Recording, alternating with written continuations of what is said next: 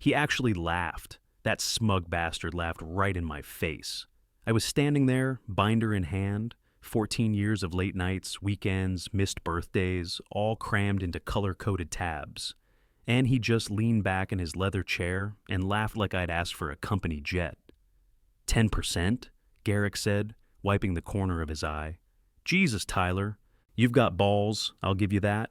My name's Tyler Brent. I'm 43 years old, live in Dayton, Ohio, and until about 5 minutes ago, I thought loyalty still meant something. I flipped open the binder to the section labeled East Bridge. You remember when their system collapsed during onboarding? Who rebuilt it? Who saved that contract? He waved his hand like he was swatting a fly. Sure, you helped. But listen, the board doesn't even know who you are. That kind of raise? Not happening. 14 years, I said. I've been here 14 years. And you've been well compensated, he said. Like the 38 grand bonus I got 2 years ago somehow matched the value of the logistics system I personally built. Look, if you think you're worth more, maybe it's time to try somewhere else. Quick note, before listening, share which city or country you're watching from. I stared at him. That's when it hit me. I wasn't just being denied a raise. I was being erased, discarded, like all that time meant nothing. I walked out before I said something I couldn't take back. My hands were shaking. Binder still in my grip, useless now. By the time I hit my desk in the back corner of operations, the weight of it all landed on me like a brick wall. That room used to buzz. Now it was half empty, gray, stale coffee still steaming from the pot I brewed that morning. No one looked up. I dropped into my chair and stared at the photo pinned next to my monitor. My dad. 33 years at a warehouse until it folded. He died 3 months later. That's what I was chasing? A slower death? Then the email popped up. Company newsletter. Garrick quoted as the visionary mind behind our East Bridge strategy. The algorithms. My algorithms. Every damn line of logic I wrote. My ears went hot. I clicked out, opened my contacts, scrolled to a name I'd almost deleted 6 times. Nick Barrett, VP, North River Freight. I hit call. He picked up before the second ring. Nick picked the kind of place where the menus didn't have prices and the valet called you sir, even if your car was a decade old. I parked around the corner and walked in with my notebook tucked under my arm, still pissed off enough that I didn't bother dressing up. Polo shirt, jeans, nothing fancy. Let them judge. He was already seated, dark suit, no tie, sipping something amber in a lowball glass. He stood as I approached, stuck his hand out. Tyler Brent, he said, like he was confirming a bet he just won. I've been waiting on this dinner for years. I sat across from him, tight-lipped. Yeah? Why's that? He grinned and leaned back. Every time you went dark on LinkedIn, Porter suddenly got smarter. Every single time. That wasn't coincidence I didn't answer. Just opened the menu and acted like I gave a damn what cut of steak I picked. We tried to reverse engineer the East Bridge system, he said, setting his glass down. Spent 6 months on it. Couldn't crack it. Because it wasn't theirs to begin with, was it? I closed the menu and met his eyes. It was mine. I built that on my own time. My gear, my code. They didn't even know what I was doing until I handed them the finished product. Did they ever acquire it formally? Nope, never signed anything over. They had chances, I made offers, but they ignored every one. I pulled the notebook from under my arm and set it on the white tablecloth like it was loaded. 43 ideas, all logged with dates, handwritten. Some go back 9 years. Nick didn't touch it, just looked at me like I just handed him a loaded weapon. You've got the receipts. Every last one, I said. Diagrams, logic flows, timestamps, even the version history from my personal laptop. I've kept it all separate, never touched a company machine. He leaned forward now, serious. I'll triple your salary. Full department under you, shares in the company, and your name on your work. That last part hit me harder than I expected. I actually paused. You mean credited? I mean printed, he said. You create it. Your name's on the patent, the docs, the press release. That's what should have happened years ago. I slid the notebook across the table. Take a look. He flipped it open and scanned a few pages, his brows raised. He turned a few more, paused, nodded slowly. "This is clean," he said. "Real clean." "I'm not giving it away," I said. "If you want the IP, we do it properly. Acquisition agreement, my terms, usage rights spelled out. Name attribution on anything that touches it." He nodded again. "We'll do it legal. I've got the team for that. No gray zones." We didn't toast. We didn't celebrate. We just shook hands across the table like two guys who'd seen too much corporate bullshit to play pretend. Then he leaned in one last time. "You were never invisible, Tyler. Some of us just had to wait for you to wake up." I didn't say anything. I just opened the menu again and pointed to the bone-in ribeye. I had dropped the resignation letter on Garrick's desk 2 Mondays later. He didn't even look up, just mumbled, "You moving out of state or something?" "No," I said. "North River." That got his attention. His head jerked up like someone slapped the back of his neck. "North River Freight?" I nodded once, calm, steady. He blinked, leaned back in his chair, and gave me that fake chuckle I'd seen 100 times in meetings. "Look, if this is about the raise thing, I get it. You were frustrated. Happens to everyone. But North River, that's a mistake I didn't sit down. It's not about the raise, Garrick. It's about 14 years of doing everything right and still being invisible." He held up his hand like he was calling a timeout. "Listen, you've done some good work here, but you've got a non-compete. And if you start handing over internal systems to a direct competitor, that's—" I cut him off. "Stop. I already ran the clock on your non-compete. Expired 2 years ago." He narrowed his eyes. "That won't hold in court." "Yes, it will," I said. "It already did. I've had legal review everything. You don't own a single line of code I wrote off the clock." He didn't respond, just sat there, tapping his pen against the desk, trying to decide if I was bluffing. I wasn't. When I walked out of his office, I could feel his stare burning holes in the back of my head. I didn't look back. HR called me in 30 minutes later. Formal exit interview, fake smiles and corporate tone. "We just need you to sign this standard offboarding paperwork," the woman said, sliding a packet across the table. Second page in, a fresh non-compete. I slid it right back. "I'm not signing that." Her smile twitched. "It's just a formality." "No, it's a trap, and it's not enforceable." She shifted in her chair, tapped her pen like she'd rehearsed the move. "We could interpret your departure as IP risk. That could create misunderstandings." I stood up. "Then misunderstand it." At 5:18 p.m., I clocked out for the last time. Same worn-out tile floors, same flickering lights, same damn keypad at the door. Only difference? This time, I walked out with my spine straight. The next Monday, I stepped into a brand new office. Frosted glass, clean desk, leather chair that didn't squeak when I leaned back. My name, Tyler Brent, in bold letters on the door. Inside, 5 people were waiting. My team, not borrowed, not half assigned, mine, and sitting right there in the middle of my desk. A product launch plan with my signature on it. For the first time in 14 years, I wasn't just part of the system. I was the system. 6 weeks in, we dropped delivery times by 32%. I watched it happen in real time. Dashboard numbers ticking down, customer satisfaction scores creeping up, fuel costs sinking like a rock. 26% cost reduction. My system did that. The same system Garrick once said wasn't worth a raise. Nick didn't say much. Just walked into my office with the new client deck in hand and said, "We're pitching Eastbridge this Thursday." I nodded once. "They're still with Porter?" "Not for long." We walked into the pitch like we already had the contract. Because honestly, we did. I knew Eastbridge. I knew every pain point in their network because I'd patched it myself 4 years ago. Back when I still believed Garrick would eventually notice. They didn't even blink. We showed them the metrics. They saw the math. No flash, no fluff. Just numbers they couldn't ignore. A week later, Eastbridge terminated their contract with Porter. Full shift, no transition period. No, let's wait and see. Just gone. 2 hours after the news broke, my phone lit up. Garrick, mobile. I watched it ring, let it buzz until the voicemail kicked in. His voice came through maybe 2 minutes later, a lot less arrogant than usual. "Tyler, look, I think we started off wrong. I should have handled things differently. We'd like to offer you a generous consulting package to help with the transition. You'd still be independent, of course." Let's talk. I didn't respond, just deleted the message. 2 days later, I was heading out to my car in the North River parking garage when I heard someone call my name. Tyler.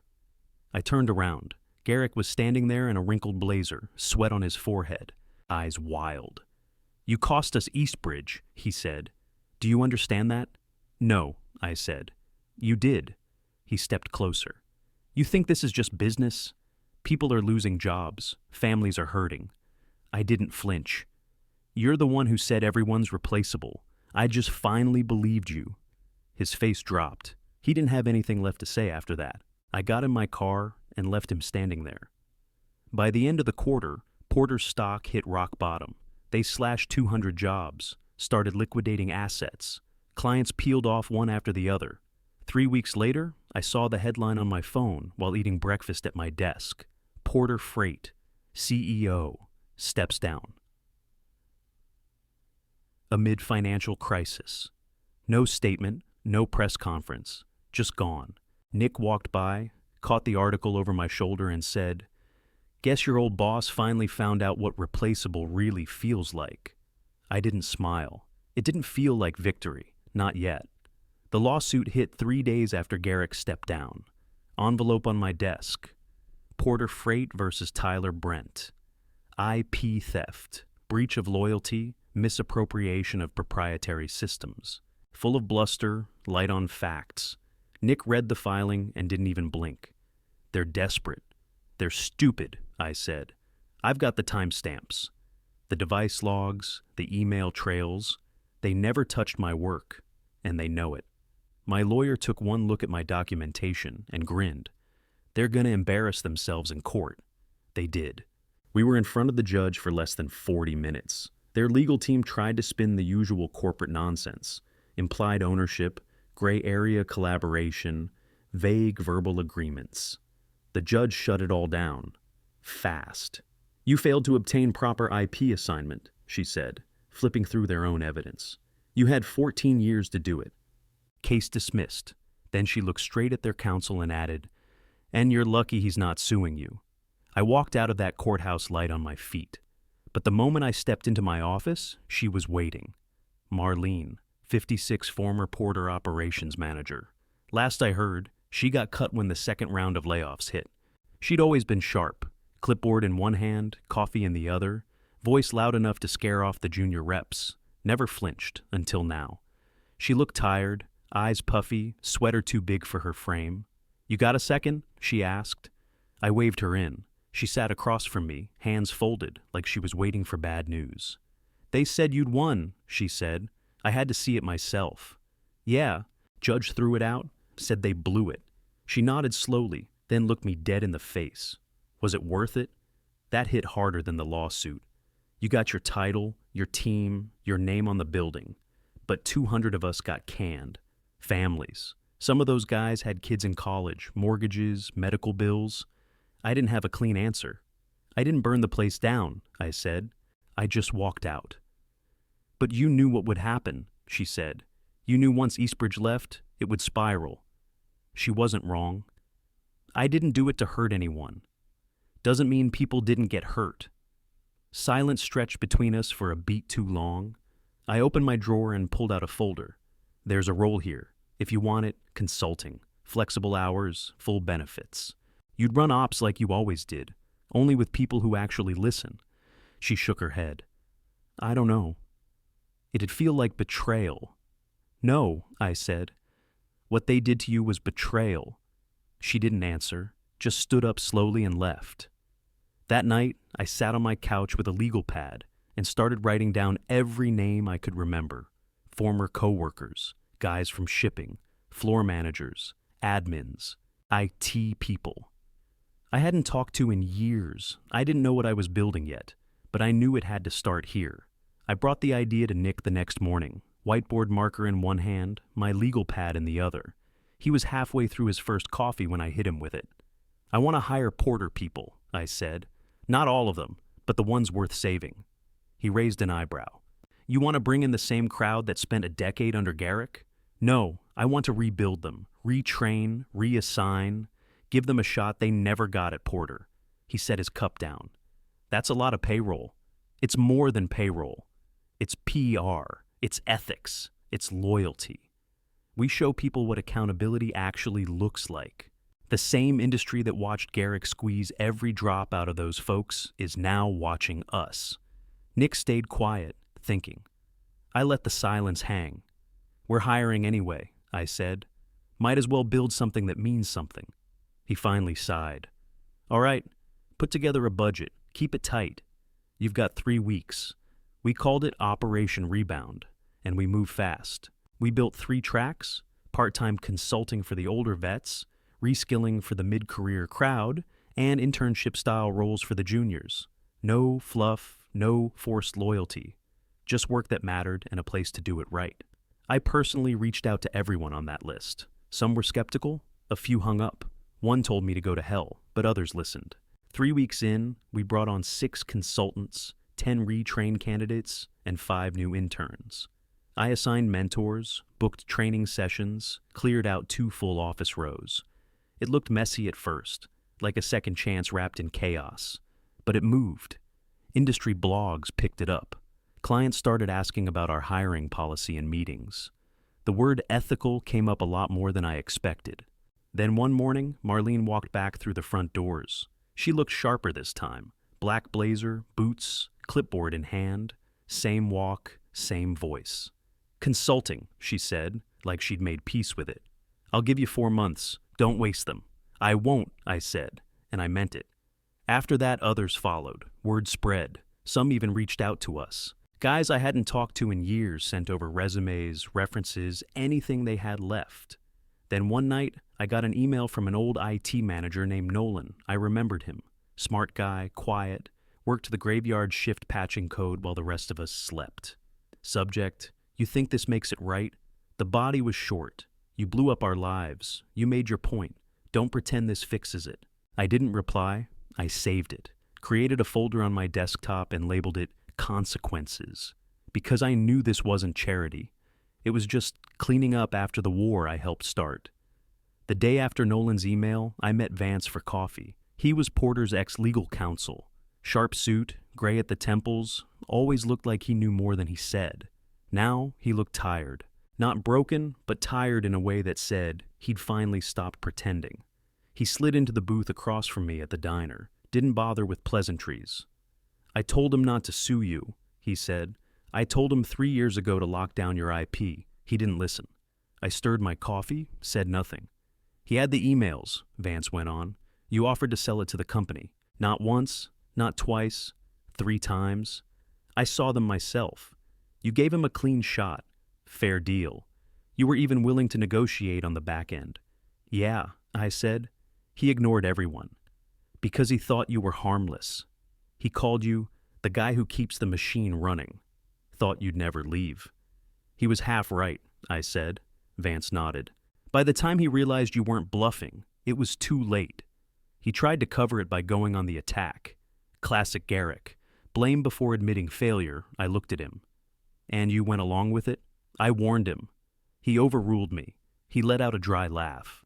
Now I'm out too, and I can't even pretend to be mad about it. Porter got exactly what it earned. I didn't respond right away. Just sat there, watching the waitress refill someone's coffee 2 booths over. Something cold settled in my gut. Not guilt exactly, but clarity. That night, Garrick called. His voice didn't sound like the guy who once laughed in my face. It was hoarse, slower, like something had finally cracked through. I know I'm the last person you want to hear from, he said, but we're closing the last division. 57 people. Good people. I don't have anywhere to send them. He hesitated. Would you consider helping place them at North River? I didn't speak for a long time. Then I asked, is this about saving face? No, he said. There's no face left to save. I took a breath. Fine. Send me the list. Seriously? I'm not doing it for you. He didn't argue. He just said thank you and hung up. I stared at the phone for a while after that. Pride didn't matter now, not when there were still people worth saving. Garrick sent the list the next morning, names, roles, some resumes stapled together like an afterthought. 3 weeks later, we absorbed the first 52. By month 2, it was 173. spread across 3 locations: ops in Columbus, tech in Indianapolis, admin and training right here in Dayton. We'd built a second company inside the first, faster, sharper, hungrier. I expanded my team to 40. Marlene took over CXO officially. She didn't want the title at first, said it sounded like a vanity badge. But once the press started calling, she changed her mind. "It's not for me," she said. "It's for the people who need to see a woman up here." Vance joined 6 weeks later. I gave him a no-nonsense offer. Flat salary, no politics, clean legal team. He didn't even counter, just shook my hand and said, "I'm in." Even Jason showed up eventually. He was one of the old Porter VPs who used to walk past my desk like I didn't exist. Now he was sitting in my office, arms crossed, trying to act like this wasn't a full circle moment. "I've seen what you're doing," he said. "It's not what I expected." "You mean it's working?" I said. He cracked a smile. "Yeah, that I brought him in as a consultant, short term, no titles, just experience where it counted. And the thing was, it did count." A year later, I stood on a stage in Chicago holding the Industry Innovation Award in one hand, mic in the other. Big ballroom, bright lights, Nick grinning at a table near the front. I didn't care about the plaque. I didn't care about the applause. What I did care about was the moment afterward, when I stepped off stage and someone tapped me on the shoulder. She looked maybe 23, nervous as hell, new hire from the summer cohort. I recognized her from orientation, sharp, quiet, stayed late every day that first week. "Can I ask you something?" she said. "Sure. When did you know to speak up?" To finally say something, I didn't sugarcoat it. "When it was already too late," I said. 14 years too late. Her face dropped a little. I leaned in. "Don't wait like I did. Don't assume loyalty gets returned just because you work hard. Speak up before they forget your name." She nodded slowly. "I won't." And I believed her. 2 years to the day after I walked out of Porter, I found a box sitting on my office chair. No return address, no note on the outside. Inside, wrapped in brown paper and taped too tight, was a black wood frame. Behind the glass, a printed article from Freight and Industry Weekly. The Collapse of Porter Freight. Underneath the headline, in rushed handwriting, one line, "You were never replaceable." Garrick, I stared at it for a long time. Then I stood up, walked to the back wall of my office, and hung it right above the bookshelf. Not as a trophy, not as a kill, as a reminder. That week, we launched our new mentorship series: salary negotiation, IP rights, professional boundaries. Real-world stuff nobody ever teaches you until you've already been screwed over. 300 people showed up. We packed the main floor and had to stream to overflow rooms. Engineers, admins, interns, mid-career folks from every team. Marlene helped run it, clipboard still in hand, eyes scanning the room like a general before battle. And one of our lead speakers, Tessa, the same nervous kid from a year ago, now standing on stage with her team behind her. Clear voice. Bulletproof slides. She broke down her salary review process and explained how she negotiated a 50% raise without blinking. By the end of her talk, they were clapping like she just won a championship. Afterward, during Q&A, a young guy in the back raised his hand. "Do you regret it?" he asked. "The fall of your old company?" I paused. It would have been easy to say no. Easy to act like I'd planned it all. But that wasn't the truth. "I feel responsible," I said. "I helped push it over when it was already teetering. So yeah, I carry that." But I looked out over that crowd, faces locked in, notebooks open, no one checking their phone. But guilty? No. I let the room go quiet for a second. Then I said it like I'd been waiting years to finally mean it. Real revenge wasn't watching Porter collapse. It was building a place where no one gets treated like I did, and making damn sure no man ever spends 14 years waiting to be seen.